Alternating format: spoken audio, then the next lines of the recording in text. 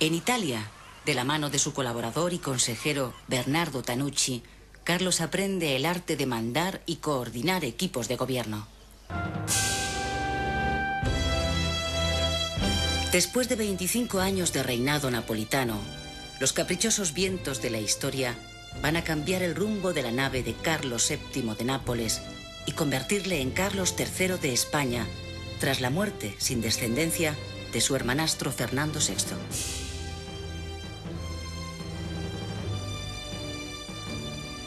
Una impresionante escuadra parte de Nápoles rumbo a una España que estaba ciertamente esperanzada con la llegada del nuevo monarca.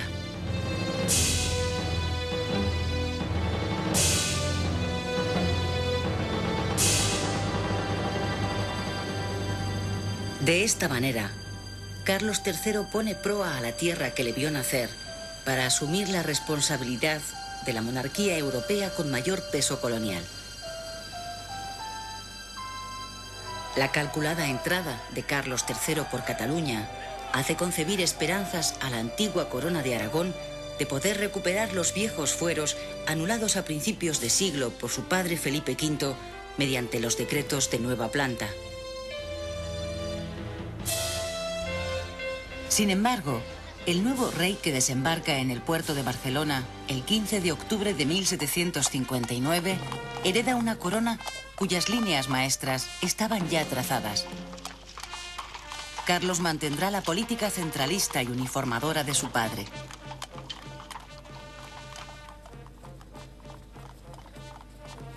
El rey, que cuenta ya 44 años, porta en su equipaje, además de madurez y experiencia, un acreditado prestigio internacional. Pero sobre todo, trae un ambicioso programa de reformas con el que intentará que España supere el atraso que arrastra respecto a Europa.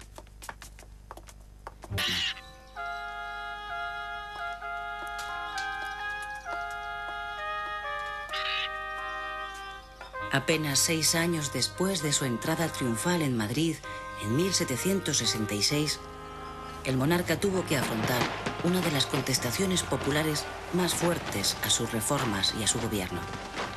El motín contra uno de sus ministros más queridos, Leopoldo de Gregorio, el marqués de Esquilache.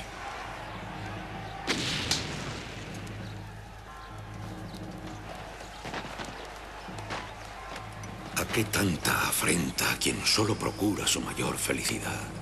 A quien sanea el lodazal en que pierden la salud y el decoro. A quien con paternal amor vela por su seguridad. Son como niños que lloran cuando se les lava. Es Domingo de Ramos y en Madrid estalla la primera revuelta en la que miles de personas se dirigen a pedradas a la mansión del ministro de Hacienda, el marqués de Esquilache, para continuar después hacia el Palacio Real.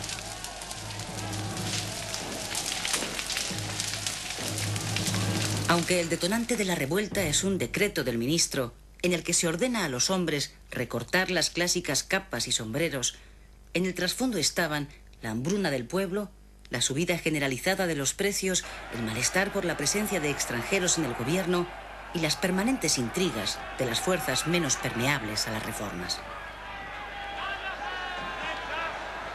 De ahí que las algaradas no se circunscriban solo a Madrid, sino que se propaguen por decenas de ciudades más. Al día siguiente la tensión alcanza su punto más álgido y se registran los primeros enfrentamientos con la Guardia Valona, una tropa extranjera aborrecida por los madrileños. La revuelta termina el Martes Santo, tras el compromiso real de acceder a las exigencias de los amotinados con un balance de 40 muertos.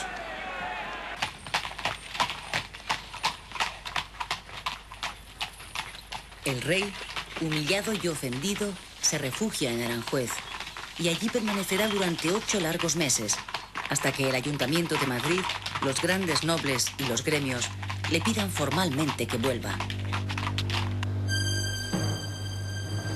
Sin embargo, tal afrenta no va a quedar impune.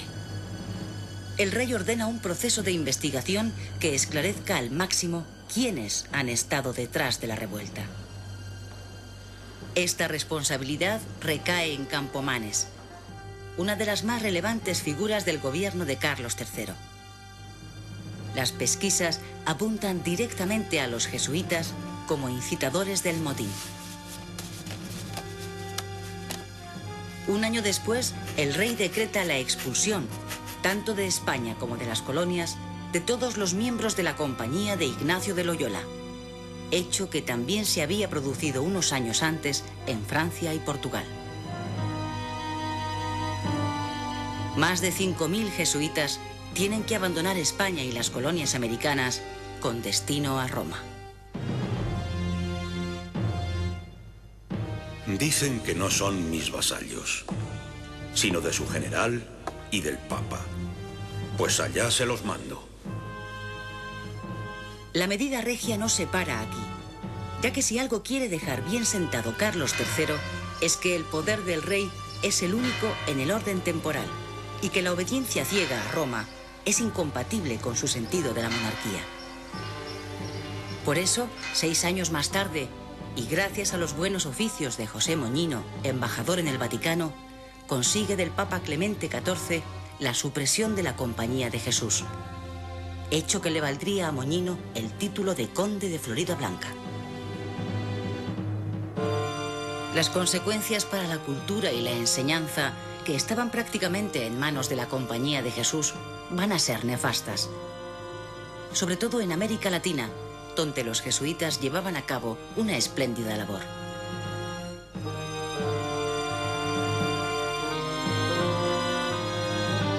En cualquier caso, la confrontación con la Iglesia del gobierno carolino será una constante a lo largo del reinado, sobre todo por las permanentes tensiones con la Inquisición.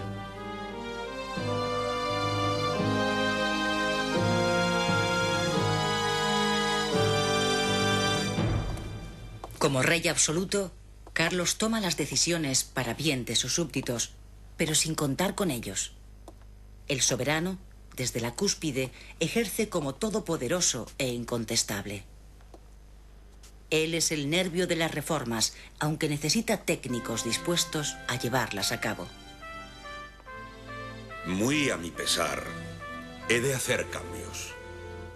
Y ya que así ha de ser, elegiré entre los mejores del reino a los más capaces y más dignos de confianza para llevar a cabo las reformas que contribuyan a la pública felicidad. Pese a su incuestionable voluntad renovadora, no fueron suficientemente audaces para hacer de los innumerables proyectos algo más que papel mojado.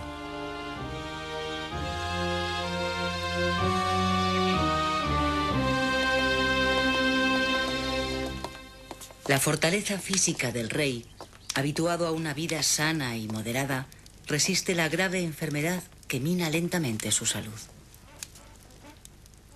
Sin embargo, el carácter inflexible del monarca en los asuntos de gobierno no le permite cejar en su empeño por timonear una nave que en lo referido a política exterior había sufrido serios reveses. El tercer conflicto con los británicos fue a causa del apoyo de España al proceso de independencia emprendido por las colonias inglesas de Norteamérica.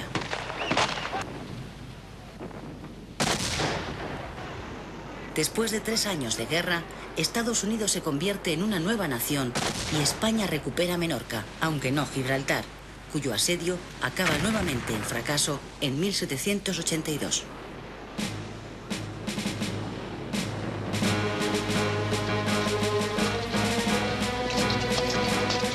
Este estado de confrontación bélica exigió llevar a cabo fuertes inversiones económicas para reforzar la seguridad militar en algunos de los más importantes enclaves estratégicos, como Cartagena de Indias o La Habana, y ampliar la disminuida armada.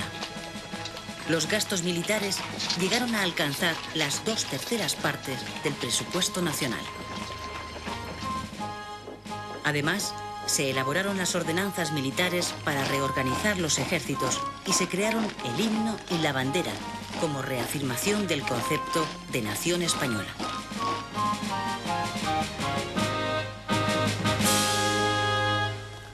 Política interior y exterior conforman las dos caras de la moneda de las reformas que el rey Carlos quiere poner en marcha, con una monarquía fuerte y una economía saneada. Y si alguna medida es perentoria para este monarca, esa es la de dotar de buenos recursos materiales al país y acabar con los números rojos del erario público. Es imprescindible, pues, recaudar más dinero y para conseguirlo se acomete una reforma de la administración de la Hacienda que se concreta en mejoras técnicas de la administración fiscal, impuestos indirectos a la actividad económica, la emisión de vales reales en tiempos de guerra, la creación del Banco de San Carlos y la introducción de la Lotería Nacional. Se procede a efectuar el sorteo de la lotería correspondiente al día de gracia de 17 de marzo de 1766, bajo los auspicios de Su Majestad, el Rey Carlos III. Pero además hay que crecer y ensanchar el mercado para atender los gastos. Producir y vender cuanto más mejor. Ese es el objetivo. Y cuando de crecer se trata, hay que crecer, en primer lugar, demográficamente. A lo largo de la segunda mitad del siglo XVIII, la población española pasa de 9,5 millones a 10,5 millones de habitantes. Este crecimiento fue posible gracias a la mejora de la atención sanitaria y la higiene pública, además de la aplicación de políticas de promoción de la natalidad, inmigración y repoblación, como las dirigidas por Pablo de Olavide en Sierra Morena. Asimismo, es fundamental la producción de alimentos, y para ello, los sectores de actuación preferente van a ser la agricultura, la ganadería y la pesca. Los planes en agricultura se concretan en la mejora de los riegos, las comunicaciones fluviales y la construcción de nuevos pantanos. Además, se liberaliza el comercio y el precio del grano, se reparten tierras municipales, se intenta despojar a la mesta de sus privilegios y se fomenta la pesca de altura. Pero sobre todo, el crecimiento se deja sentir en el ámbito de la manufactura y el comercio. Se incentiva el desarrollo de las fábricas, se promociona una mayor flexibilidad laboral y se anima a la industria rural, militar y textil. La necesidad de conseguir una balanza comercial favorable marca las directrices de la política mercantilista. Con este objetivo se promulga un reglamento que va a permitir que 13 puertos peninsulares puedan comerciar libremente con América. De esta manera se elimina definitivamente el monopolio andaluz en el comercio americano y la pujante periferia comienza a beneficiarse del nuevo marco colonial. Además, el comercio interior se vigoriza con la mejora y ampliación de la red viaria de carácter radial que comunica Madrid con las principales ciudades españolas. Con todo, la política económica reformista no supera las contradicciones de partida al no alterar las bases económicas de las clases privilegiadas. Ellas continuarán siendo la élite de la nación y el objetivo es prepararlas para que sean una buena clase dirigente. En cuanto a la política social, el gobierno de Carlos III pretende fundamentalmente crear una clase intermedia capaz de situarse a la cabeza de la generación de riqueza.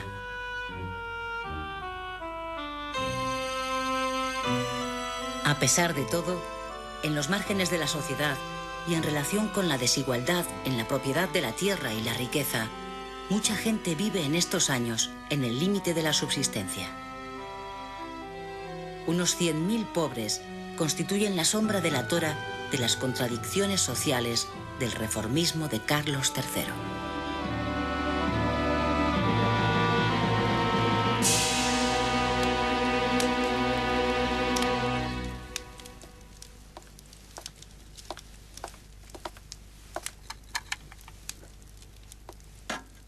A pesar del punto de no retorno en el que se encuentra la salud del monarca, cualquier leve mejoría le lleva a intentar recuperar algunas de las actividades regulares que la edad y la enfermedad día a día le van restringiendo.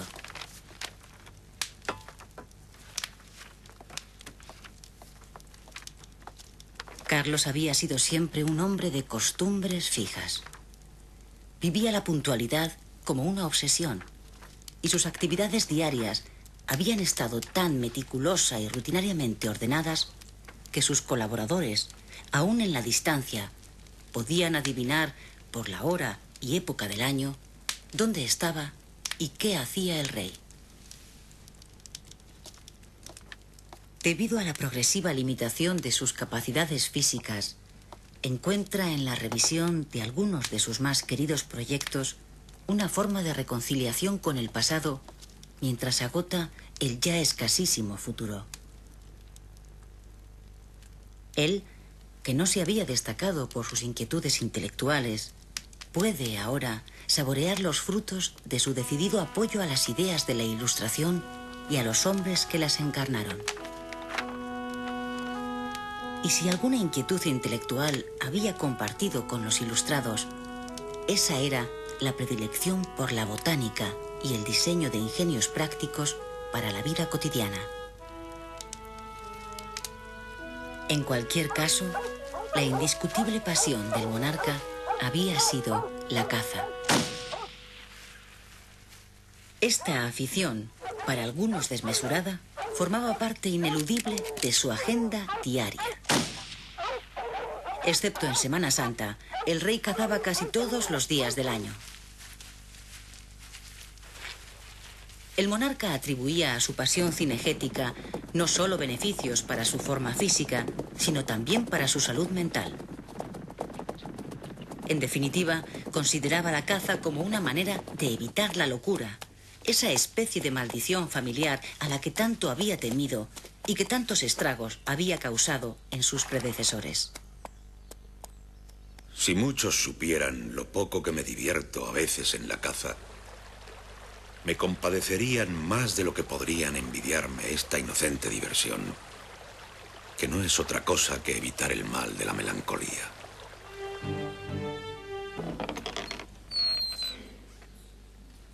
Por otra parte, los mejores logros de los ilustrados tienen su punta de lanza en las sociedades económicas de amigos del país y en el mundo periodístico, auténtico aliado de las nuevas ideas ilustradas, que a pesar de los escasos lectores y la fuerte competencia del púlpito, vive una etapa dorada. En el seno de las sociedades económicas tuvieron un lugar de privilegio autores de tanta trascendencia para las luces de este siglo como Gaspar Melchor de Jovellanos, cuyas obras están llenas de propuestas prácticas para la sociedad de su tiempo. Estas sociedades genuinamente españolas y carloterceristas, pese a todas sus limitaciones, estimulan una revisión crítica de la realidad nacional y son la foto fija del voluntarismo reformista. La investigación científica, orientada a realizaciones prácticas que reviertan en el crecimiento de la nación, da en este momento un salto significativo. Así, la botánica vive tiempos de gran pujanza. El Jardín Botánico de Madrid consigue un nivel comparable al de otros países europeos y las expediciones científicas se suceden de la mano de naturalistas como José Celestino Mutis.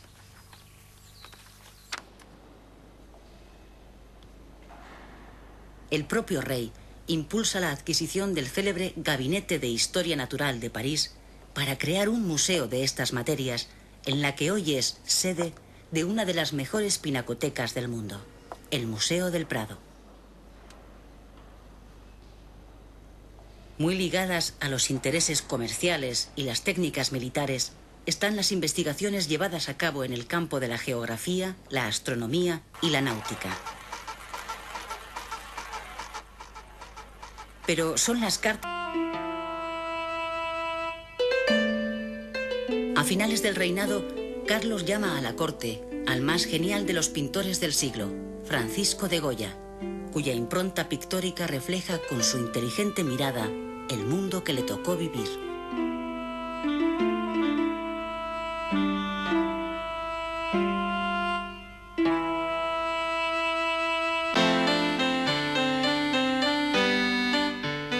Como ya hiciera en Italia, la conocida fiebre constructora del monarca reaparece en España. Donde el rey pone el acento es en la capital. La ciudad que le deja horrorizado cuando llega de Nápoles, por sucia, fea e insalubre, va a quedar irreconocible, a pesar de la resistencia de los madrileños. En las fétidas calles de Madrid no volverá a escucharse "agua va". Ya me lo decía mi querido Esquilache, que el mal de la piedra sería mi perdición.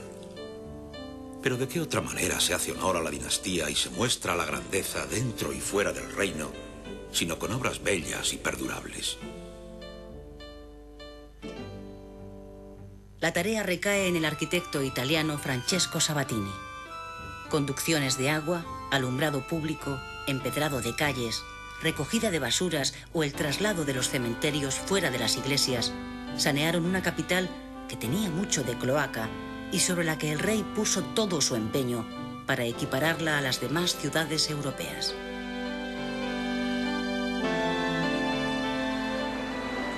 La creación de nuevos paseos como el Prado, Recoletos y Delicias proporcionan un nuevo escenario de esparcimiento donde ver y ser visto, acorde con los significativos cambios en las formas de sociabilidad que poco a poco impregnan la vida cotidiana.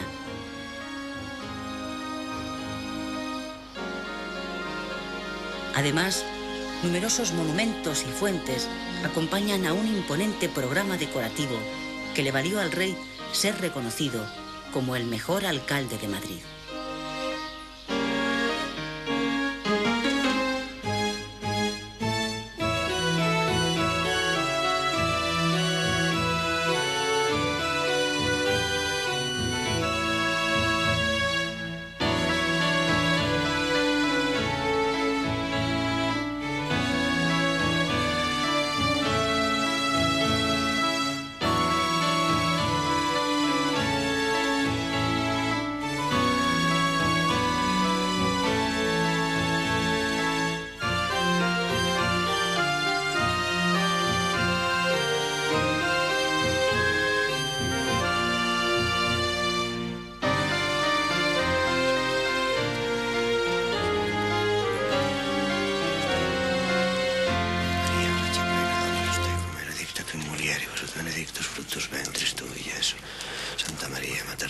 Carlos de Borbón y Farnesio, el tercer Borbón, el rey Carlos III, apura con toda lucidez los últimos momentos de sus casi 73 años de vida y 53 de reinado en los tronos de Italia y España.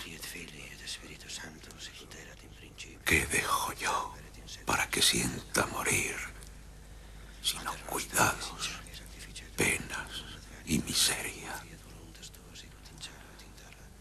He hecho el papel de rey y se acabó para mí esta comedia.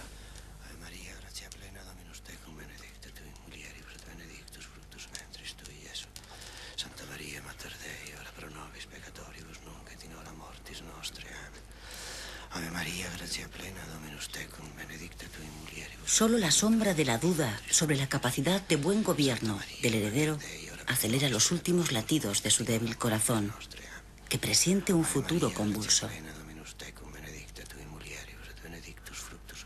Su última voluntad queda en manos del hombre que ha llevado las riendas de la monarquía en los últimos años, José Moñino, el conde de Florida Blanca, quien pasaría a formar parte, por expreso deseo del rey, del gobierno de Carlos IV.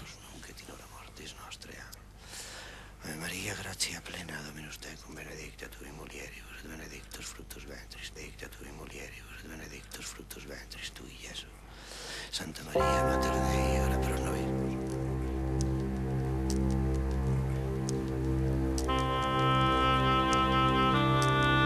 Ave Maria, gratia. En su haber, y para la historia, quedan la grandeza y las limitaciones de su propio reformismo moderado, que le obligó a constantes y difíciles ejercicios para mantener el equilibrio entre lo nuevo y lo viejo, entre la innovación y la pesada losa de la tradición. Santa Maria, Mater Dei, ora pro nobis.